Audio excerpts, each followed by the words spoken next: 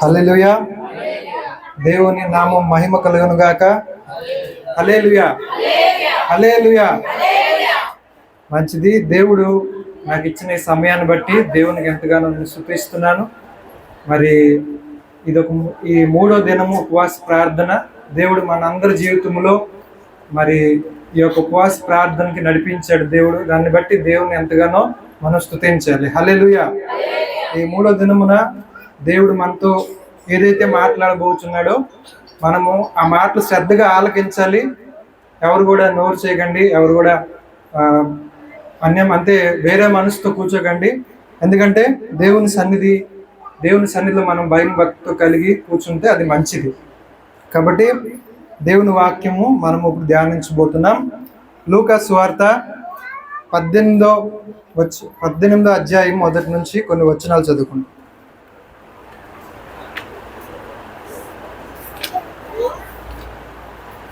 వారు విసుగక నిత్యము ప్రార్థన చేయుచుండవలనటకు ఆయన వారితో ఈ ఉపమానం చెప్పెను. దేవునికి భయపడకయో మనుషులను లక్ష్యపెట్టకయో నుండి ఒక న్యాయాధిపతి ఒక పట్టణంలో ఉండెను. ఆ పట్టణంలో ఒక విధవరాలను ఉండెను. ఆమె అతని వద్దకు తరచుగా వచ్చి నా ప్రతివాదికి నాకును న్యాయము తీర్చమని అడుగుచూ వచ్చాను, గాని అతడు కొంతకాలం ఒప్పుకపోయాను. తరువాత అతడు, నేను దేవునికి భయపడకయు మనుష్యులను లక్ష్య పెట్టకి ఉండినను ఈ విధవరాలు నన్ను తొందర పెట్టుచున్నదని కనుక ఆమె మాటి మాటికి వచ్చి గోజాడుకున్నట్లు ఆమెకు న్యాయం తీర్చునని తనలో తాను అనుకునేను. ఆమేన్. చిన్న ప్రార్థన చేసుకుంటామా? కళ్ళు మూసుకోండి. మహోన్నతుడా, మహాగణుడా, పరిశుద్ధులైన మా దేవానికి వందనాలు, స్తోత్రాలు చెల్లించుకుంటున్నాం ప్రభువా. ఈ సమయంలో తండ్రి నీ వాక్యము నేను చెప్పబోతుండగా తండ్రి మాట్లాడేవాడు నేను కాకుండా ప్రభా నీవై ఉండి నీ ప్రజలతో మీరు మాట్లాడండి తండ్రి. వాక్యం చెప్పినడికి ప్రభా ఎటువంటి అర్హత యోగ్యత లేనప్పటికీ నీ కృప ద్వారా నీ యొక్క రక్తము ద్వారా ప్రభా నీ కృపా సింహాసనం దగ్గర ప్రభా చేరి ఉన్నాం. దయతో మన్నించి ప్రభా కరుణించి నీ మాటలు అందించి ప్రభా నీ ప్రజలను బలపరచమని నాకు సహాయం చేయమని యేసు నామములో ప్రార్థన అడిగి వేడుకుంటున్నాం తండ్రి. ఆమేన్. హల్లెలూయా. ఒడియాలో కూడా చదవండి, అంటే ఫస్ట్ ఒక వచనమే చదవండి. ఒడియాలో మంచి మాట ఉంటుంది. 18 ఫస్ట్ వచనం.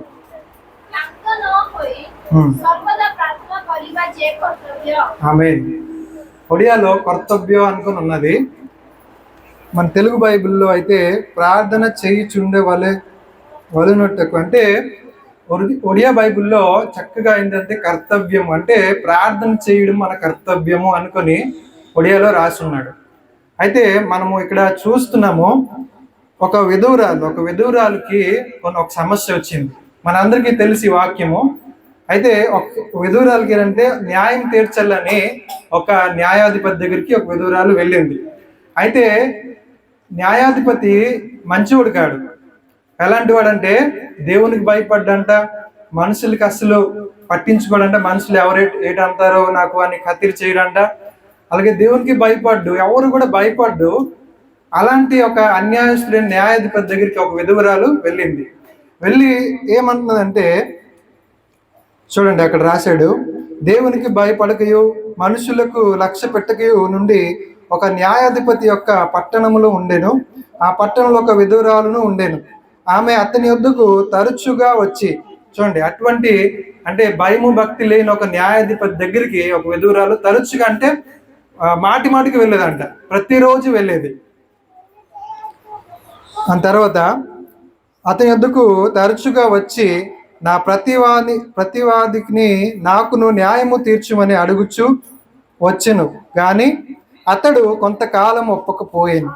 ప్రతిరోజు విధురాలు ఏం చేసేదంటే ఆ అన్యాయస్తులైన న్యాయాధిపతి దగ్గరికి వెళ్ళి నాతో ఒక విరోధంగా ఉన్న మనుషుడు అంటే ఎవరైతే నాకు విరోధంగా ఉన్నారో, నాకు అన్యాయం చేశారో వారిని నేను ఏదైతే మీకు అడుగుతున్నానో న్యాయం తీర్చండి.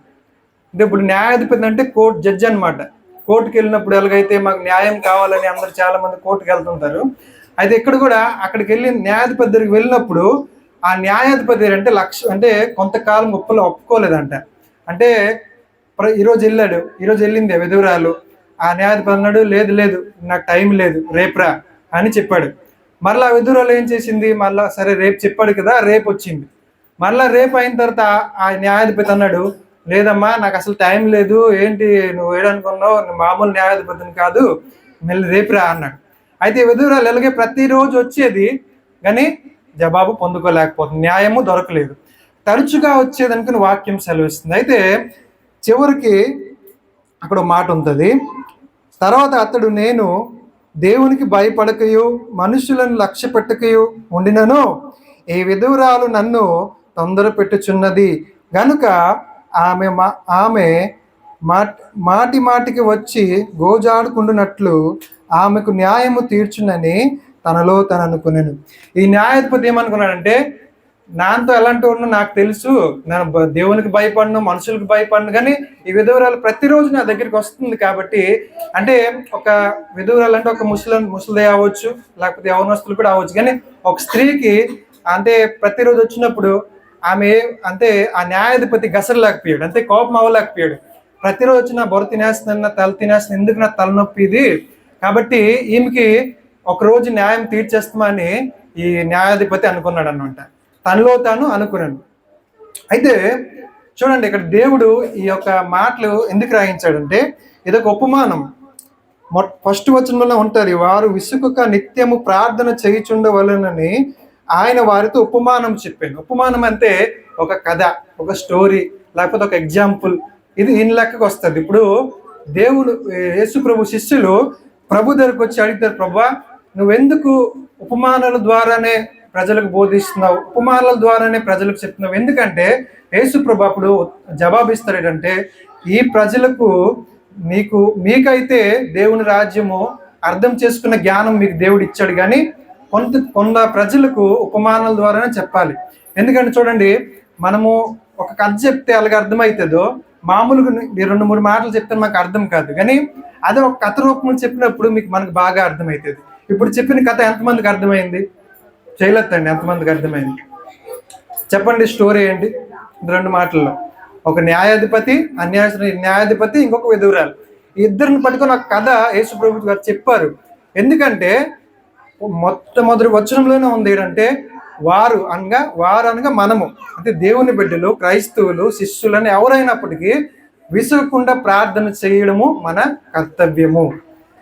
అయితే ఈ కర్తవ్యం ఎంతకు చెప్పాం కదా, మనం ప్రార్థన చేయడం మన కర్తవ్యం. కర్తవ్యం అంటే మన బాధ్యత అనుకోవాలి, అయితే మన పని, మన మొట్టమొదటి పని అవుతుంది ప్రార్థన.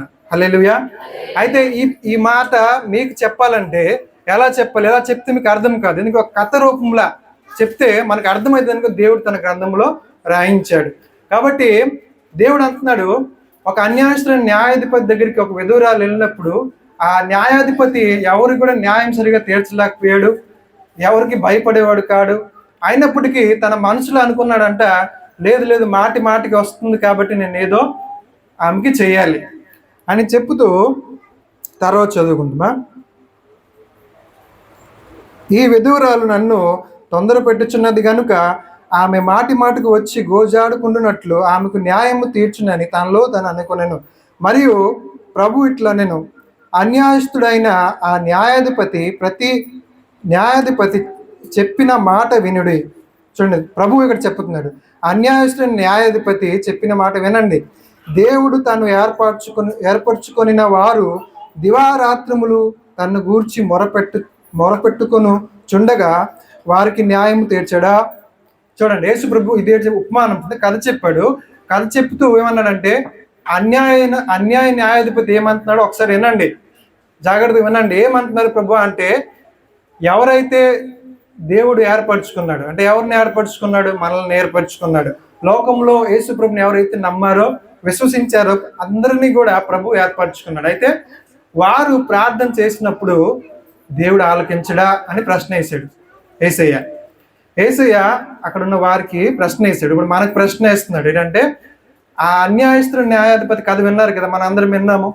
ఆ అన్యాయస్తుల న్యాయాధిపతి ఆ విధురాలకు న్యాయం తీర్చాడు, మరి దేవుడు ఎందుకు న్యాయం తీర్చడు అని మనము తెలుసుకుంటున్నాం. న్యాయం అంటే ప్రార్థన. ఇక్కడ రాయడం అదే, తను ఏర్పరచుకున్న ప్రజలు దివారాత్రములు అనగా మనము దినము రాత్రి ఎప్పుడైతే మనం ప్రార్థన చేస్తున్నామో మన ప్రార్థన దేవుడు ఆలకిస్తున్నాడు. అదే దేవుడు చెప్తూ ఆయన వారికి త్వరగా న్యాయం తీర్చును. మళ్ళీ ప్రభు అంటున్నాడు ఆయన త్వరగా న్యాయం తీర్చును. తర్వాత చూడండి, వారి విషయమై కదా ఆయన దీర్ఘశాంతము చూపుచున్నాడు. మీతో చెప్పుచున్నాను, ఆయనను మనుష్య కుమారుడు వచ్చినప్పుడు ఆయన భూమి మీద ఇది కాదు, ఆయన త్వరగా వారికి న్యాయము తీర్చును. వారి విషయమే కదా ఆయన దీర్ఘశాంతము చూపుచున్నాడు. అంటే దీర్ఘశాంతము అంటే మన కొరకు కనిపెడుతున్నాడు దేవుడు. మనం ఎంతసేపు ప్రార్థన చేయగలుగుతున్నాము, ఎంత వరకు. ఇప్పుడు 10 రోజులు ఉపవాస ప్రార్థన, 3వ రోజు మనం ప్రార్థన చేస్తాం, ఇంకా 7 రోజులు మనం ప్రార్థనలు కనిపెడుతున్నామా లేదా అని దేవుడు దీర్ఘశాంతంతో కనిపెడుచున్నాడంట. అయితే మనము ఈ ఉపమానం ద్వారా ఏం నేర్చుకోవాలంటే, మొట్టమొదటిది మనము దేవుని సన్నిధిలో, లేకపోతే ఇంటికాడైనా అంటే ఎక్కడ మనం ప్రార్థన చేసినా దేవుని సన్నిధి, ఆ దేవుని సన్నిధిలో ప్రార్థన చేయడం మొట్టమొదటి కర్తవ్యము. హల్లెలూయా. మొట్టమొదట పని, మన తిండి కంటే, మన పనుల కంటే, మనకున్న సమస్తం ఏదైనా, మన తల్లిదండ్రుల కంటే, అందరికంటే అంటే ఫస్ట్ ప్రయారిటీ, అంటే ఫస్ట్ ప్రాముఖ్యత ప్రార్థనకి ఇవ్వాలి. హల్లెలూయా. అందుకే ఇక్కడ ఒడియా బైబిల్లో కరెక్ట్ ట్రాన్స్లేషన్ అయితే అంటే కర్తవ్యం అంటే కరెక్టే, అంటే మన బాధ్యత. ప్రార్థన చేయడము మన బాధ్యత. ఎలాగైతే మనం భోజనం చేస్తున్నామో, ఎలాగైతే మనము భోజనం చేయకపోతే మనం బ్రతకలేము, కాబట్టి అలాగైతే తిన్నాడికి పడుతుంది, తినకుండా మనం ఉండలేము. అలాగే ప్రార్థన చేయకుండా మనం ఉంటే మన ఆత్మ చనిపోతుంది. అందుకే దేవుడు మాటికి చెప్తూ ఇక్కడ ఉపమానం ద్వారా చెప్తున్నాడు అంటే మనం ప్రార్థన చేయాలి, అది మన కర్తవ్యము, అది మన బాధ్యత అని దేవుడు మనకు జ్ఞాపకం చేస్తున్నాడు. అయితే కొన్నిసార్లు మన ప్రార్థన జవాబు రానడానికి కొన్నిసార్లు టైం పడుతుంది. ఎందుకు టైం పడుతుంది? చాలా మంది అనుకుంటారు, ప్రభువా నన్ను ఇప్పుడు ప్రార్థన చేశాను కానీ నాకు జవాబు ఇవ్వలేదు, లేకపోతే ప్రార్థన చేసి 10 రోజులు అయిపోయింది కానీ నాకు జవాబు రాలేదు. అయితే మన ఉద్దేశాలు వేరే, దేవుని ఉద్దేశాలు వేరే. మనకి దేవుడు చెప్తాను. ఇప్పుడు ఈ ఉపమానం ఎందుకు చెప్పాడంటే, పరలోక జ్ఞానము దేవుడు అంతా ఒక గొప్ప ధననిధి. పరలోక జ్ఞానము, మనకి ఆత్మ జ్ఞానము ప్రతి ఒక్కరికి వస్తే ఎవరు కూడా బలహీనంగా ఉండడు. విశ్వాసంలో ప్రతి ఒక్కరు కూడా ఆత్మలో ఎదుగుతారు అనమాట. ఆత్మలో ఎదుగుతారంటే దేవుడు ఎందుకు లేట్ చేస్తున్నాడు, లేకపోతే ఇది ఎందుకు నాకు జరగలేదు, లేకపోతే దేవుడు నా జీవితంలో ఎంత కష్టాలు ఎందుకు అనుమతించాడు, ఇవన్నీ అర్థం కావాలంటే మనకి దేవునిచ్చి జ్ఞానం కావాలి. హల్లెలూయా. కాబట్టి దేవుడు ఉపమానాల ద్వారా మనకు బోధిస్తున్నాడు. మనం ఇంకా చిన్నపిల్లలు. హల్లెలూయా. చిన్నపిల్లలు చెప్పినప్పుడు మనం ఏదో కథ చెప్పాలి. చూడండి, చిన్నపిల్లలు, మా బాబు ఉన్నాడు, పెద్ద ఇద్దరు కథలు చెప్పాలి, లేకపోతే అరుణ్, వీళ్ళందరూ కూడా పెద్ద ఇద్దరు కథలు చెప్తే వాళ్ళకి అర్థమవుతుంది. వాళ్ళకి డైరెక్ట్గా చెప్తే అర్థం కాలేదు డాడీ, అర్థం కాలేదు మమ్మీ అని అంటారు. అలాగే మనం యేసయ్య దగ్గర మనం చిన్నపిల్లలు. యేసయ్య పరలోక జ్ఞానము, ఉపదేశము, ఈ బోధ చెప్తే మనకు డైరెక్ట్గా చెప్తే మనకు అర్థం కాదు. ఇప్పటికి కూడా బైబిల్లో ఉన్న కొన్ని మాటలు యేసు ప్రభు చెప్పారు, ఎవరికి అర్థం కావు. ఏంటి అర్థం కావంటే అది దేవుని ఒక జ్ఞానం. ఆ అర్థం కావాలంటే పరిశుద్ధాత్మ మనకు కావాలి. పరిశుద్ధాత్మ జ్ఞానం మనకిస్తే మనకి అర్థమవుతుంది. అయితే మంచిది. ఎందుకు మన ప్రార్థనకు జవాబు లేటుగా వస్తుందంటే, చూడండి, దానియేలు గ్రంథం 10వ అధ్యాయంలో ఒక మంచి సంగతి ఉంటుంది. అక్కడ ఏంటంటే దానియేలు ప్రార్థన చేస్తాడు ఒక విషయం కొరకు, ప్రభువా నాకు ఈ విషయం కొరకు నాకు జవాబు కావాలి, ఈ విషయం కొరకు నేను కన్నీరు మున్నీరు దానియేలు ప్రార్థన చేస్తాడు. అన్నపానములు మాని, మనం ఎలాగైతే ఉపవాసం ఉండి అన్ని కూడా మానేసి ప్రార్థనలో కూర్చున్నామో, దానియేలు ఎలాంటి వాడు అంటే గొప్ప ప్రార్థన పరుడు. దానియేలుకు వచ్చిన దర్శనాలు ఇంకెవరు కూడా వచ్చిందో ఏమో నేను అనుకోలేదు. ఎందుకంటే ఆ దానియేలు గ్రంథం మొత్తం చదివి దానియేలు ఎక్కువ దర్శనాలు చూశాడు. దానికి కారణం ఏంటంటే ప్రార్థన. దానియేలు ఏది వచ్చినప్పటికీ ప్రార్థన చేసేవాడు. దానియేలు ఎన్నిసార్లు రోజుకి ప్రార్థన చేసేవాడు? 3 ఆ యొక్క శాసనం అంటే నిన్న వాక్యం చెప్పారు, మొన్న చెప్పారు. ఆ యొక్క సర్కార్ ఏదంటే గవర్నమెంట్ రూల్ చేసింది, ఎవరు కూడా ప్రార్థన చేయకండి అన్నప్పుడు కూడా దానియేలు ప్రార్థన చేశాడు. యెరూషలేము మందిరం వైపు కిటికీ ఓపెన్ చేసి 3 సార్లు ప్రార్థన చేశాడు. కాబట్టి దానియేలు ఒక సమస్య వచ్చినప్పుడు ప్రార్థన చేసినప్పుడు ఆ ప్రార్థన జవాబు రాలేదు. ఎప్పుడు రాలేదు? ఫస్ట్ రోజు ప్రార్థన చేసినప్పుడు రాలే, సెకండ్ రోజు ప్రార్థన చేసాడు రాలే, మరి ఎప్పుడు వచ్చింది? ఎన్ని రోజులు తగిలింది? ఎవరైనా చెప్పగలరా? దానియేలు ప్రార్థన చేసినప్పుడు జవాబు ఎప్పుడు వచ్చిందంటే 21 రోజు తగిలింది. అందుకే చాలా మంది 21 రోజు ప్రార్థనలు కూడా చేస్తుంటారు. అయితే ఎందుకు జవాబు రాలేదంటే ఆ యొక్క దేశం ఏదైతే అదే పరుషేన ఉంటుంది, ఆ దేశం పేరు, ఆ దేశం ఒక చీకటి శక్తులు ఆ ప్రార్థనకు అడ్డగించేస్తాయి. ఆ యొక్క గాబ్రియేలు వచ్చినప్పుడు ఏమైతుందంటే ఆ చీకటి శక్తుల, ఆ దేశంలో ఉన్న చీకటి శక్తులు గాబ్రియేలుకి అడ్డుకుంటాయి. నువ్వు వెళ్ళడానికి వీలు లేదు అని చాలా దురాత్మ సమూహం వచ్చి గాబ్రియేలుని అడ్డుకున్నప్పుడు ఆ ప్రార్థన దానియేలు దగ్గరికి చేరలేకపోతుంది. అప్పుడు దానియేలు ఏం చేశాడు? మొదటి రోజు ప్రార్థన చేశాడు కదా, ప్రార్థన ఆపలేదు. మళ్ళీ రెండో రోజు చేశాడు, ప్రభువా ఎందుకు జవాబు రావట్లేదు. మూడో రోజు చేశాడు. నాలుగో రోజు చేసినప్పుడు ఇక్కడ దానియేలు ప్రార్థన చేస్తా కానీ అక్కడ ఏమవుతుంది? అక్కడ ఆకాశం ముందు ఒక యుద్ధం జరుగుతుంది, అది మనకు తెలియదు. అక్కడ గాబ్రియేలుని అడ్డుకున్నాయి దురాత్మ శక్తులు. అయితే అప్పుడు దేవుడు దానియేలు చేసిన ప్రార్థన చూశాడు, ఓపికను చూశాడు. అయితే ఇంకా ఏంటంటే అక్కడ గాబ్రియేలు ఏం చేసిందంటే పరలోక సైన్యములో ప్రధాన దూత అయిన మిఖాయిల్ని సహాయం కోరగా మిఖాయిల్ దూత వచ్చి అక్కడ యుద్ధం చేసింది. హల్లెలూయా. మిఖాయిల్ దూత వచ్చినప్పుడు ఈ దురాత్మలన్నీ పారిపోయి అంటే ఓడిపోయాయి అన్నమాట. ఎందుకంటే చీకటి శక్తులు కూడా బలమైనవే, కానీ పరలోకంలో ఉన్న సైన్యం కూడా బలమైనదే. పరలోకంలో ఉన్న దూతల సైన్యము అందరికంటే యుద్ధ దూత ఆ మిఖాయిల్ దూత ఉంది కదా, ఆ దూత పేరు అంటే యుద్ధం చేస్తారండి, వారియర్. అంటే ఆ దూత ఎవరికి భయపడదు అనమాట. ఎంత పెద్ద దురాత్మకు వచ్చినా మిఖాయిల్తో వెనక్కి పెద్ద సైన్యం ఉంటుంది. గాబ్రియేలు ఏం చేస్తుందంటే వర్తమానం అంటే మెసేజ్ని అందిస్తుంది. అప్పుడు ఏంటంటే కొంచెం సహాయం కావాలి. ఎందుకంటే ఇప్పుడు చూడండి, మనుషులు అలాగే దేవుని దూతలు కూడా అలాగే. అయితే దేవదూతలు కొంచెం మనకంటే పవర్ ఎక్కువ.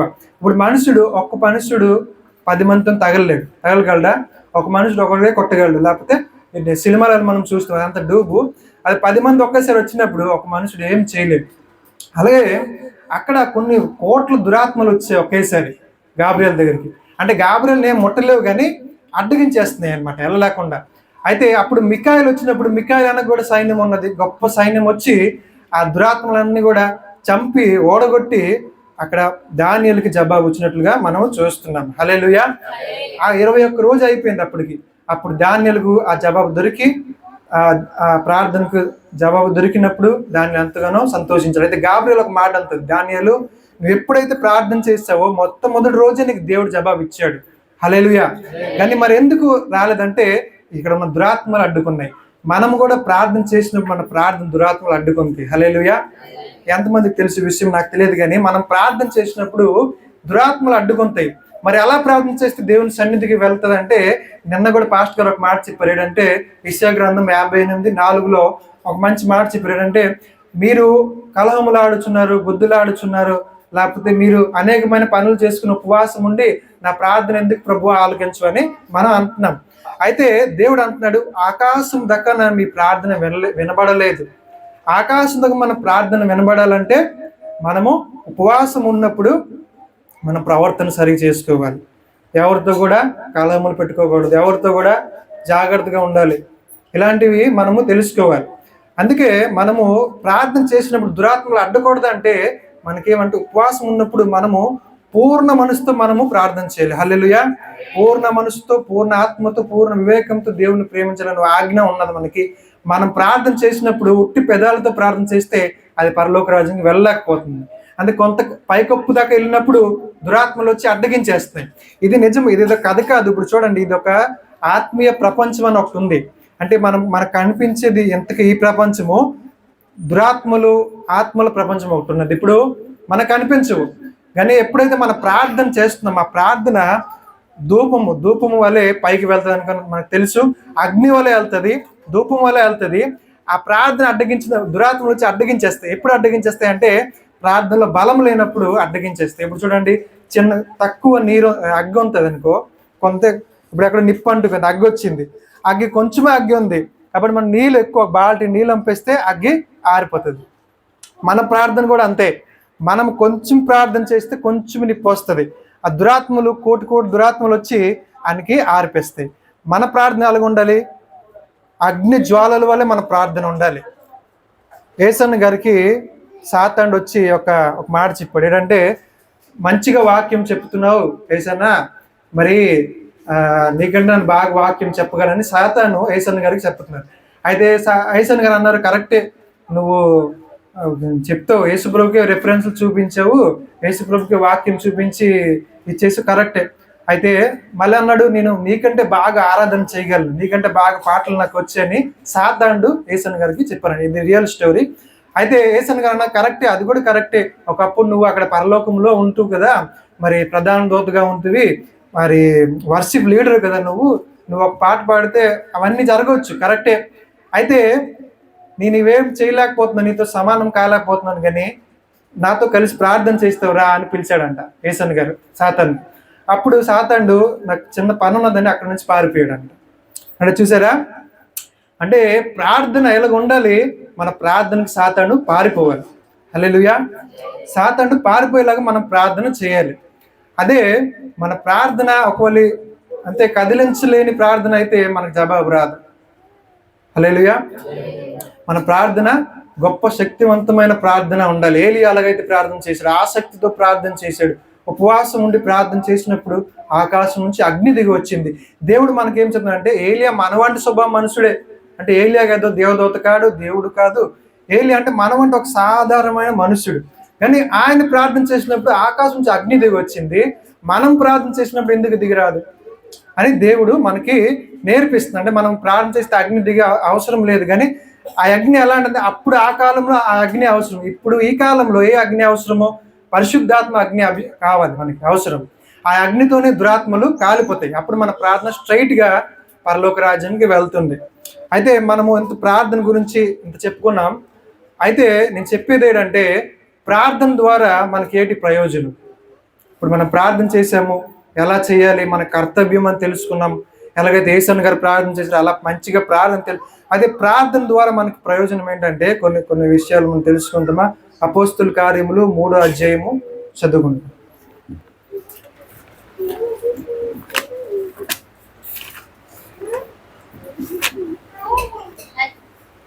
పగలు 3 గంటలకు ప్రార్థనా కాలమున పేతురును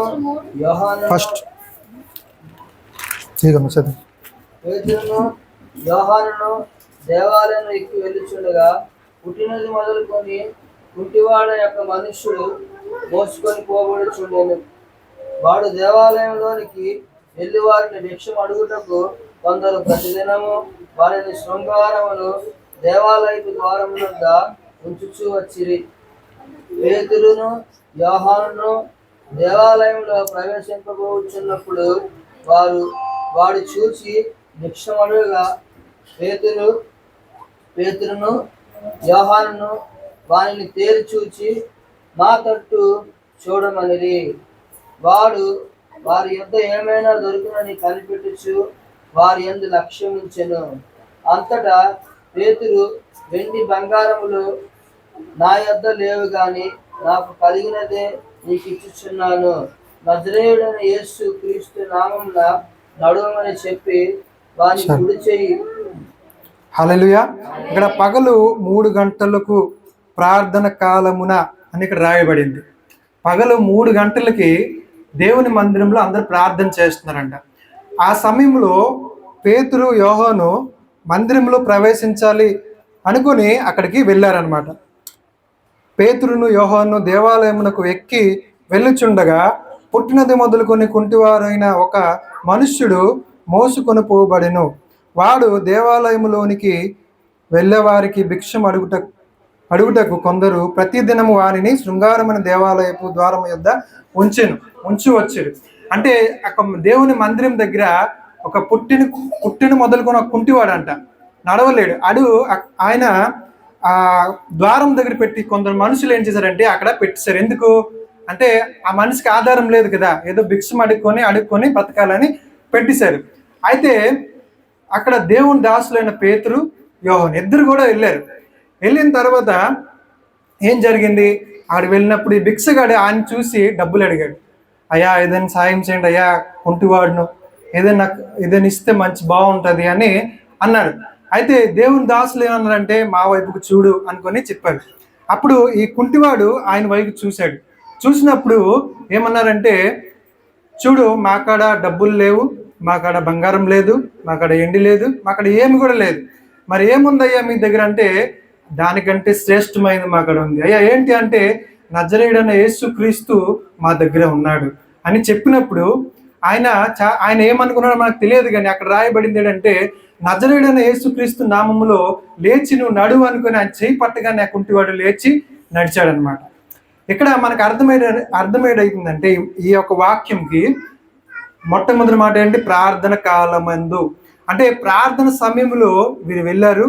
ప్రార్థన సమయంలో దేవుని దాసులు మరి వారికి అద్భుత కార్యం చేశారు. అంటే ఈ పేతురు ఎలాంటి వారంటే, పేతురు గురించి మనం చదువుకుందాం. అయితే పేతురు వెళ్ళినప్పుడు అక్కడ అంటే కుంటివారికి ఏం చేశాడు? కుంటివాడు పుట్టిన మొదలుకొని లేకలేకపోయాడు, నడవలేకపోయాడు. అక్కడ దేవుని శక్తిని చూపించాడు. హల్లెలూయా. దేవుని శక్తి వాళ్ళ దగ్గర ఉంది, దేవుని సేవకుల దగ్గర. అక్కడ కుంటివాడు రోజు భిక్షం అడుక్కుంటున్నాడు, ఆ కుటుంబం కూడా పాడైపోయింది, బతకలేడు. కాబట్టి నేనేం చేయాలంటే దేవుడిని పరిచయం చేయాలి. అడేడు ఆశించాడు, డబ్బులు ఆశించాడు. అయితే వీరేమన్నారు, మాకు డబ్బులు లేవు, కానీ యేసుక్రీస్తు ఉన్నాడు, యేసుక్రీస్తు నీకు ఇస్తాను, ఈ యేసుక్రీస్తు మిమ్మల్ని బాగు చేస్తాడు, యేసుక్రీస్తు నీకు కాళ్ళు ఇస్తాడు, యేసుక్రీస్తు నిన్ను నిలబెడతాడు, యేసుక్రీస్తు నీకు మంచిగా సంపూర్ణమైన ఆరోగ్యం ఇచ్చి నీ జీవితకాలం అంతా నడిపిస్తాడని దేవుని సేవకులు పేతురు, యోహాను చెప్పినప్పుడు ఆయన మంచిగా బాగా అయిపోయాడు అనమాట. హల్లెలూయా. దిగ్గున లేచి అని ఉంటుంది వాక్యం, మన సమయంలో కూడా చెప్పండి. దిగ్గున లేచి గెంతులు వేస్తూ మందిరంలో ప్రవేశించాడంట ఆ కుంటివాడు. అంటే బయట ఉన్నవాడు దేవుని మందిరంలోనికి వచ్చాడు. దానికి కారణం ఎవరు? దేవుని సేవకులు, దేవుని శక్తి. అయితే పేతురు ఎలాంటి వాడు అంటే, పేతురు గురించి మనం చూస్తాం. పేతురు ఒక మనుష్యుడి కాలు అనుగ్రహించాడు అంటే, దేవుని ద్వారా అనుగ్రహించాడంటే అది మామూలు విషయం కాదు. ఈ పేతురు ఒకప్పుడు చాలా పిరికివాడు. ఎందుకంటే ప్రభువునికి 3 సార్లు అబద్ధం ఆడాడు, ప్రభువుతో చాలా మాటలు చెప్పాడు, కానీ లాస్ట్ సమయం వచ్చినప్పుడు పారిపోయాడు. అయితే అదే పేతురు మనం అపోస్తల కార్యాలు మనం చూస్తున్నాము. అక్కడ 3వ అధ్యాయంలో, అక్కడ 2వ అధ్యాయంలో ఉంటుంది ఏంటంటే, ఆయన ప్రసంగించినప్పుడు 5,000 మంది లేకపోతే 3,000 మంది మారు మనసు పొందుకొని రక్షించబడ్డారంట. ఇక్కడ చూడండి, మనం ప్రార్థన ఎందుకు చేయాలి? ఒక మనుషుడు అలాగైతే బాగా అయ్యాడు, మనుషులకి మనం బాగు చేయాలి, మనుషులకి మనము అంటే ఉపయోగం చేయాలి. అంటే వేరే చాలా మంది జనాలు నశించిపోతున్నారు కదా. దేవుడు మనకు ప్రార్థన ఎందుకు చేయమంటున్నాడంటే, మనము దేవుని యొద్ద నుండి శక్తి పొందుకొని, పేతురు యోహాను ఎలాగైతే కుంటివాడిని బాగు చేశాడో, మనం ప్రార్థన చేస్తే దేవుడు ఆ శక్తి మనకిస్తాడు అంటున్నాడు. హల్లెలూయా. ఏలియాకి ఇచ్చిన దేవుడు, పేతురు యోహానుకి ఇచ్చిన దేవుడు మనకెందుకు ఇడు? మనం కూడా తప్పకుండా ఇస్తాడు. అయితే దేవుడు ఆలోచన ఏంటంటే, నేను మీకు కూడా ఆ శక్తిని ఇస్తాను, మీరు వెళ్ళండి, మీరు సమస్త జనములకు వెళ్ళి ప్రకటించండి అని దేవుడు మనకు ఆజ్ఞ ఇచ్చాడు. కాబట్టి మనము శక్తి లేకుండా వెళ్తే అవదు. కాబట్టి దేవుని శక్తి మనం ప్రజలు ఎదురు చూపించాలి అంటే మనకేం అవసరము? ప్రార్థన అవసరం. అందుకే దేవుడు మొట్టమొదటిగా ప్రార్థన మన కర్తవ్యము అని మనకి తెలియచేస్తున్నాడు. అయితే ఈ ప్రార్థన ఎంత ప్రాముఖ్యమైన విషయాలు మనకు తెలుసు. ఈ ఎంత ప్రాముఖ్యమైన విషయం ప్రార్థన అయినప్పటికీ మనం ఎందుకు నిర్లక్ష్యం చేస్తున్నాం? చాలా మంది ప్రార్థన అంటే సరిగ్గా చేయలేకపోతున్నారు. మన ప్రార్థన తెలుసుకుంటే మనకు ఎంత ప్రయోజనమో తెలుసుకుంటే మనం ప్రార్థన ఎప్పుడు కూడా మానం. అయితే మరొక విషయం మనకు కొద్దుగా ఉంది ఏంటంటే, అందరికీ అంటే మనం ప్రార్థన చేసినప్పుడు ఒక అరగంట ప్రార్థన చేస్తాము, ఒక గంట చేసినప్పుడు మనం అలసిపోతాం. అయితే మనకు శక్తి లేదు. మనం అనుకుంటాం ఏంటంటే, అయిపోయింది ప్రార్థన, ఇంకొద్దు, ప్రార్థన క్లోజ్ చేసేస్తామా, మనం పడుకుంటామని అనుకుంటాం. అయితే చూడండి, అపోస్తల కార్యాలు 2వ అధ్యాయం మొదటి నుంచి మనం చదువుకుంటే అక్కడ వాళ్ళు ఎన్ని రోజులు ప్రార్థన చేశారో చదువుకుంటున్నారు.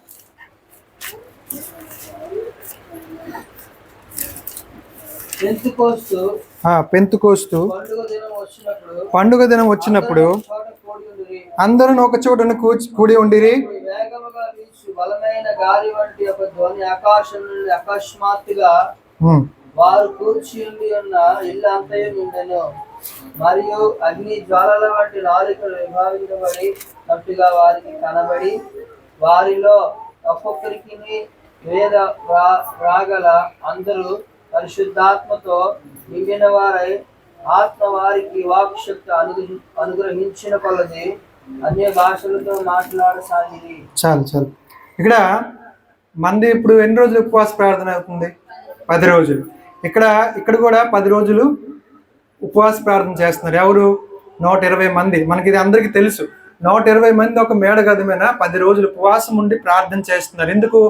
తండ్రి వలన వాగ్దానం నెరవేరాలి, పరిశుద్ధాత్మ దేవుడు రావాలి, పరిశుద్ధాత్మ దేవుడు వచ్చినప్పుడు మమ్మల్ని సర్వసత్యములోనికి నడిపిస్తాడని దేవుడు యేసుప్రభు వారు చెప్పారు.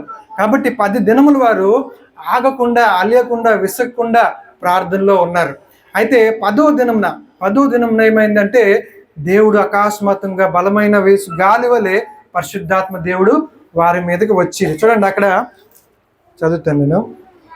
వారు కూర్చుండి ఉన్న ఇల్లంతయు నిండెను. అప్పుడు వేగముగా వీచు బలమైన గాలి వంటి ఒక ధ్వని ఆకాశము నుండి అకస్మాత్తుగా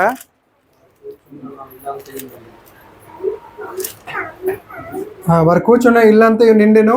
మరియు అగ్ని జ్వాలల వంటి నాలుకల విభాగింపబడి నట్టుగా వారికి కనబడి వారిలో ఒక్కొక్కరి మీద రాలగా అందరూ పరిశుద్ధాత్మతో నిండిన వారే ఆ ఆత్మ వారికి వాక్శక్తి అనుగ్రహించిన కొలది అన్య భాషలతో మాట్లాడి సాగిరి. ఎక్కడైతే కూర్చున్నారో అక్కడ చూడండి, ఎక్కడైతే ఆ రూమ్ లో కూర్చున్నారో ఆ రూమ్ లోనికి ఏమొచ్చింది? పరిశుద్ధాత్మ వచ్చింది. మనం ఇప్పుడు అందరం కూర్చున్నాం, మనలోనికి ఏం రావాలి? పరిశుద్ధాత్మ రావాలి. నమ్ముతున్నారు, ఎంతమంది నమ్ముతున్నారు నాకు తెలియదు. 10వ దినమున దేవుడు అగ్ని మన మీద దిగి వచ్చును గాక. ఆమె 10వ దినమున అంటే ఎప్పటికీ వస్తుంది. 10వ దినం ఎలాగైతే దేవుని అగ్ని ఆ వాళ్ళ మీదకి వచ్చిందో మన మీదకి రావాలంటే మనం ఏం చేయాలి? ఎలా ప్రార్థన చేయాలి? ఆసక్తి చేయాలి, అలసిపోకుండా. మనం ఇంకా ఉద్యోగంతో మనం ముందుకు కొనసాగితే 10వ దినమున దేవుడు బలంగా దిగి వచ్చి మనకు ఆత్మతో నింపి అన్ని భాషలతో మనం మాట్లాడినప్పుడు అప్పుడు ఏమైతుంది? మన శక్తి పెరుగుతుంది అనమాట. హల్లెలూయా. కాబట్టి మనకి పరిశుద్ధాత్మ శక్తి మనకు అవసరం. పేతురు, దాని తర్వాత మనం కిందకి చూస్తున్నాం, అక్కడ పేతురు అందరి మీదకి అగ్ని నాలుక వలె ప్రతి ఒక్కరి మీదకి వచ్చినప్పుడు అందరూ కూడా వాక్ శక్తి అంటే మాట్లాడే శక్తి వాళ్ళకి వచ్చిందంట. ప్రతి ఒక్కరి మీదకి ఆ దేవుని ఆత్మ వచ్చినప్పుడు ప్రతి ఒక్కరు మాట్లాడుతున్నారు అన్ని భాషలు మాట్లాడిన తర్వాత అక్కడికి ఉన్న ప్రజలు కొంతమంది అనుకున్నారు వీరేదో మందు తాగారు, ఏదో చేసుకున్నారు, ఏదో పిచ్చి పట్టింది వీరికి ఎలాగ అన్నప్పుడు అక్కడ పేతురు లెగిచాడు. పేతురు ఒక పిరికివాడు లేచి, మీరు ఎందుకు అలా మాట్లాడుతున్నారు, మీరు పరిశుద్ధాత్మతో నిండుకొని ఇలా మాట్లాడుతున్నారు అని చెప్పినప్పుడు అక్కడ ఉన్న మనుషులు అంటే షాక్ అయిపోయారు అనమాట. ఎందుకంటే అక్కడ మంచి మాట రాయడం అవుతుంది, ఈ మనుషుడు విద్య లేని పామరుడు కాడా, మనతో కలిసి చేపలు పట్టలేదా, వీడితో చదువు లేదు, పేతురు ఎంత ధైర్యంగా ఎలా మాట్లాడుతున్నారని అక్కడ మనుషులు ఆశ్చర్యపడ్డారు. దానికి కారణం ఏంటి? పరిశుద్ధాత్మ శక్తి. హల్లెలూయా. పరిశుద్ధాత్మ ఎప్పుడైతే మన మీదకి వస్తుందో ఎవరికి భయపడం, అంటే దేనికి భయపడకుండా మనం మాట్లాడుతాం. అంటే దేనికి కూడా మనం భయపడకుండా మాట్లాడినప్పుడు ప్రజల హృదయాలు కరిగిపోతాయి. అక్కడ 3000 మంది మారు మనసు పొంది మరి రక్షణ పొందినట్లుగా మనం చూస్తున్నాం. అక్కడ గొప్ప కార్యం జరిగింది. ఇప్పుడు మనం ప్రార్థన ఎందుకు చేయాలి? ప్రజల రక్షణ కొరకు మనం చేయాలి. మనం మాట్లాడితే వేల కొలది మారాలి. హల్లెలూయా. పేతురు ఎలాగైతే ఆత్మతో నిండుకొని ప్రజలకు బోధించినప్పుడు ఒక్క ప్రసంగానికి 3000, తర్వాత చూసుకుంటే 5000, 10,000 అలా జనాలు కుప్పల కొలది రక్షణ పొంది దేవుని రాజ్యానికి చేర్చబడ్డారు. కాబట్టి మనం కూడా ఆత్మతో నిండుకొని ఉండాలని నేను ఆశిస్తున్నాను. కాబట్టి ఒక నిమిషం చెప్పేసి ముగించేస్తాను. అయితే మనం చూసాము, పేతురు యోహాను గురించి మనం చూసాము, పేతురు అక్కడ చేసిన కార్యం చూసాము. మనము కూడా దేవుడు అద్భుత కార్యాలు మనం పొందుకోవాలన్నా, ప్రజలకు అద్భుత కార్యాలు చేయాలన్నా మనకి పరిశుద్ధాత్మ కావాలి. మొట్టమొదటిగా ప్రార్థన చేయాలి. ప్రార్థనలోనే పరిశుద్ధాత్మ సహాయం మనం అడగాలి. అడిగిన తర్వాత ప్రజలకు మనం మేలు చేయగలము. అలాగే 10 దినములు కూడా మనము అలిసిపోకూడదు. హల్లెలూయా. 10 దినములు కూడా మనము ఎప్పుడు కూడా అంటే ఉపవాసం ఉండి వచ్చినప్పుడు సీరియస్గా ప్రార్థన చేయాలి. చెప్పిన పూర్ణ మనసుతో మనము దేవుని సన్నిధిలో కూర్చోవాలి. అశ్రద్ధగా లేకపోతే వేరే మైండ్తో ఎలా కూర్చుంటే మన ప్రార్థన వెళ్ళదు, వచ్చి ఏం ప్రయోజనం లేదు, ఉపవాసం ఉండి కూడా ఏం లాభం లేదు. అక్కడ వచ్చిన మన ఫలితం పొందుకోవాలంటే పూర్ణ మనసుతో పూర్ణ ఆత్మతో దేవుని ఆత్మ అడిగినప్పుడు బలమైన గాలి మన మధ్య కూడా వస్తుంది, బలమైన అగ్ని మన మీదకి దిగి వస్తుంది. దేవుడు అదే కోరుకుంటున్నాడు. ఏంటంటే అందుకే యోయేలు ప్రవక్త ద్వారా వాగ్దానం చేశాడు దేవుడు. ఏంటంటే అది అందరికీ తెలుసు మనకి, అంత్య దినములందు నా ఆత్మ మనుషులందరి మీద కుమ్మరిస్తాను. దేవుడి వాగ్దానం దేవుడికి ఇష్టము. మనుషులందరూ అంటే మనందరి మీద దేవుడు, చిన్న పిల్లలు కానీ పెద్ద పిల్లలు కానీ వృద్ధులు కానీ ఎవరైనా ప్రతి ఒక్కరి మీద ఆత్మను కుమ్మరించాలనే దేవుడి చిత్తము. అయితే మనం ఏం చేస్తుంటే ఆత్మను ఆర్పివేస్తున్నాం. మనం ఆత్మకి అంటే స్థానం ఇవ్వలేకపోతున్నాం. కొన్నిసార్లు ఆత్మ కొరకు దేవుడు ఉంటుంది, పరిశుద్ధాత్మ పొందుటకు మీరు ప్రయాసపడండి అనుకుని ఉంటారు వాక్యంలో. మనం ఏం చేయాలంటే ఆత్మ కొరకు మనం ప్రయాసపడాలి, ఆత్మ వరముల కొరకు మనం ప్రయాసపడాలి. అలా చేసినప్పుడే మన సంఘము పెద్ద సంఘంగా మారుతుంది. హల్లెలూయా. అనేక ప్రజలు వచ్చి ఈ సంఘంలో దేవుడు గొప్ప కార్యాలు చేస్తున్నాడు, ఈ సంఘంలో మేము మేలు పొందుకున్నాం, ఈ సంఘంలో ఉన్న బిడ్డలు చాలా గొప్ప శక్తివంతమైన బిడ్డలు, ఈ అమ్మ ప్రార్థన చేస్తే మా బాబు మా పిల్లలు బాగా అయిపోతున్నారు, లేకపోతే ఈ అమ్మ ప్రార్థన చేస్తే మా కొడుకు ఫస్ట్ ర్యాంక్లో పాస్ అయ్యాడు, లేకపోతే పలానా వాడు ప్రార్థన చేస్తే అంటే వీళ్ళకి అద్భుత కార్యం జరిగిందని ప్రజలు మన గురించి సాక్ష్యం చెప్పుకోవాలి. సాక్ష్యం చెప్పుకోవాలంటే మనకి ప్రార్థన శక్తి, పరిశుద్ధాత్మ శక్తి మనకు అవసరం. కాబట్టి దేవుడు మనకి ఇచ్చిన వాగ్దానం, పరిశుద్ధాత్మ వాగ్దానాన్ని ఇచ్చి ఉన్నాడు, మనకి ఆల్రెడీ ఇచ్చి ఉన్నాడు. మనం అది పొందుకోవాలి, అంతే.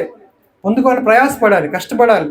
ఏది మనకు సులువుగా రాదు, ఫ్రీగా ఏది కూడా రాదు. మనం అనుకున్న ప్రార్థన చేస్తే పరిశుద్ధాత్మ వచ్చేది. మనం కష్టపడితే దేవుడు మనకి లోతుకి నడిపిస్తాడు. ఆమేన్, హల్లెలూయా. అందుకే దేవుని వాక్యంలో ఒక మాట కూడా ఉంటుంది ఆయన గురించి, ఆయన వచ్చినప్పుడు మిమ్మల్ని సర్వసత్యములోనికి నడిపిస్తాడు. యేసు ప్రభు వారు అన్నారు, నేనే మార్గము సత్యము జీవం. యేసు ప్రభు వారు సత్యం అయితే పరిశుద్ధాత్మ దేవుడు సర్వసత్యం. హల్లెలూయా. అంటే యేసు ప్రభు వారు వచ్చి మనకి చూపించారు, మార్గాన్ని చూపించారు పరలోక రాజ్యానికి. కానీ మనల్ని నడిపించడానికి ఒక మనుషుడు కావాలి. మనకి ఎవరు నడిపిస్తారు చెప్పండి? అందుకే పరిశుద్ధాత్మ దేవుడు పేరేంటంటే ఆయన నాయకుడు, నడిపించేవాడు నాయకుడు. కాబట్టి మనం అంతటా మనం నడిస్తే అది మన ద్వారా అవ్వదు, మన శక్తితో అవ్వదు, మన బలంతో అవ్వదు, మనం ఏమి చేయలేము. దేవుడు అంటే నా ద్వారా తప్ప మీరు ఏమి చేయలేరు, నేను లేకుండా మీరు ఏమి చేయలేరు. కాబట్టి పరిశుద్ధాత్మ దేవుడు లేకుండా మనం ఏమి కూడా చేయలేము. కాబట్టి ఆయన ఒడియా బైబిల్ ఏడంటే సహాధ్యకారి, ఒడియా బైబిల్లో తెలుగు బైబిల్లో ఆదరణకర్త, ఒడియా బైబిల్లో సహాధ్యకారి. అది కరెక్టే. అంటే మనకి సహాయం చేయడానికి దేవుడు, పరిశుద్ధ దేవుడు భూమి మీద ఉన్నాడు. మనం ఎప్పుడైతే ఈ భూలోకాన్ని విడిచిపెట్టి పరలోక రాజ్యానికి వెళ్ళాడు, కొంత ప్రభు రాకడ వచ్చినప్పుడు ఆయనే మనకి పరిశుద్ధాత్మ దేవుడు మనల్ని తీసుకొని వెళ్తాడు. పరిశుద్ధాత్మ దేవుడు మనల్ని చూసినప్పుడు, మన దగ్గరికి వచ్చినప్పుడు మనము ఆయన ముద్ర బైబిల్లో ఉంటుంది, పరిశుద్ధాత్మ ముద్ర, పరిశుద్ధాత్మ ద్వారా ముద్రించబడిన వారు అని ఉంటుంది. ఎవరి నొసళ్ళ మీద అయితే పరిశుద్ధాత్మ ముద్ర ఉంటుందో వాళ్ళు పరలోక రాజ్యానికి డైరెక్ట్గా వెళ్ళిపోతారు అనమాట. అంటే డైరెక్ట్ అంటే ఇంకేటి అడ్డంకులు లేవు, ఏ దురాత్మ అడ్డుకోదు, ఏ చీకటి శక్తులు అడ్డుకో, డైరెక్ట్గా వెళ్ళిపోతుంది. ఎందుకంటే సీల్ ఉన్నది అనమాట. అప్పుడు 666 ముద్ర కూడా సీల్ ఉంటుంది కొందరికి. ఆ ముద్ర ఉన్నప్పుడు వెళ్ళలేరు. కానీ దేవుడు మనకు ఆల్రెడీ ముద్ర వేశాడు, సీల్ వేసాడు. ఆ సీల్ పేరే పరిశుద్ధాత్మ ముద్ర. హల్లెలూయా. కాబట్టి ఇంత గొప్ప దేవుడు మనకు ధన్యత ఇచ్చాడు, ఎంత గొప్ప వాగ్దానం ఇచ్చాడు.